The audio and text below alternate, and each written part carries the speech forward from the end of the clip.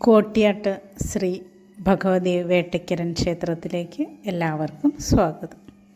കോഴിക്കോട് ടൗണിൽ നിന്നും വെറും 5 കിലോമീറ്റർ അകലെയുള്ള കണ്ണഞ്ചേരി എന്ന ശാന്തമായ പ്രദേശത്താണ് ശക്തി സ്വരൂപിണിയായ കോട്ടിയാട്ടമ്മയുടെ ഭവനം.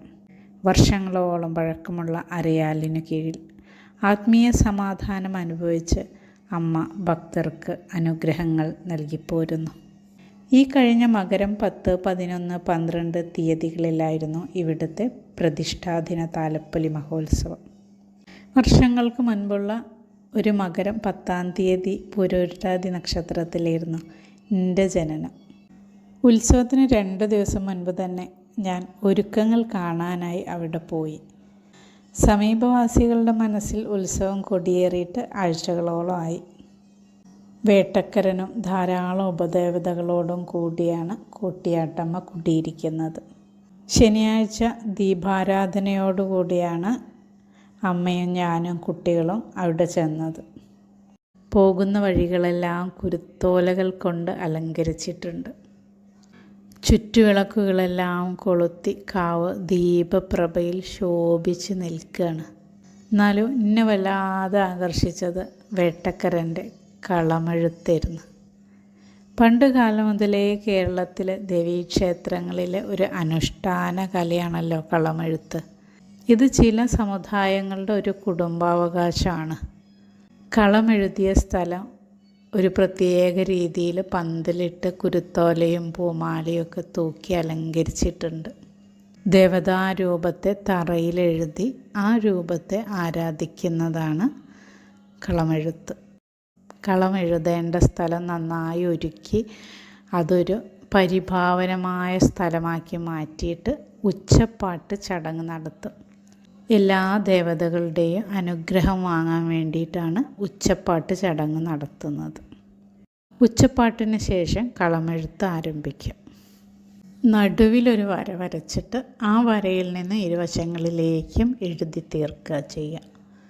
ഇതിന് പ്രധാനമായിട്ടും 5 വർണ്ണങ്ങൾ ഉപയോഗിക്കുക.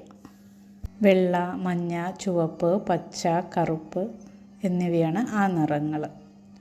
അരിപ്പൊടി, മഞ്ഞൾപ്പൊടി, ഉമിക്കരി, വാകയിലപ്പൊടി പച്ച നിറത്തിനാണ് ഉപയോഗിക്കുക. പിന്നെ മഞ്ഞളും ചുണ്ണാമ്പും ചേർത്ത് ചുവന്ന നിറത്തിലുള്ള പൊടി. ഇങ്ങനെയാണ് പൊടികൾ റെഡിയാക്കുക. കളമെഴുത്ത് പൂർത്തിയായാൽ അഷ്ടദിക്പാലകരെ സ്മരിച്ച് കളത്തിന് ചുറ്റും വാഴയിലയിൽ അരി, നാളികേരം, പൂക്കുല തുടങ്ങിയവയൊക്കെ വെച്ച് കളത്തിനെ ഐശ്വര്യ സമൃദ്ധമാക്കും. അതിനുശേഷം അത്താഴപൂജയ്ക്ക് ശേഷം എതിരേൽപ്പ് എന്ന ചടങ്ങ് നടത്തും.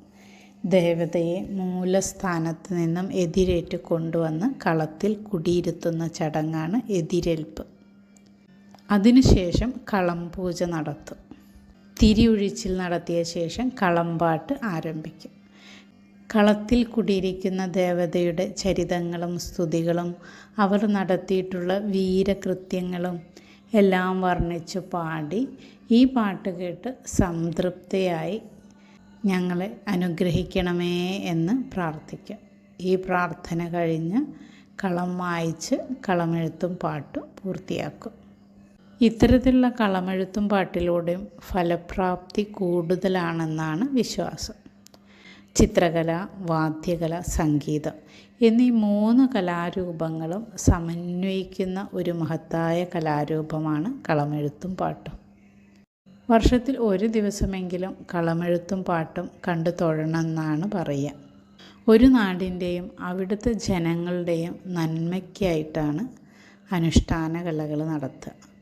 അതിൽ നന്മ എന്ന് പറയുന്നത് ഒരു സമൂഹത്തിൻ്റെ മുഴുവൻ ഒത്തുചേരലാണ്, അല്ലെങ്കിൽ കൂട്ടായ്മയാണ്.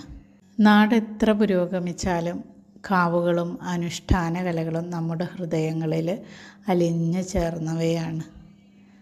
നമ്മുടെ മനസ്സുകളിലെ ദുഷ്ചിന്തകളെ അകറ്റി നിർത്തി ഈശ്വര ചൈതന്യം നിറയ്ക്കുന്നതിന് കളമെഴുത്ത് പോലുള്ള അനുഷ്ഠാന കലകൾക്ക് സാധിക്കും.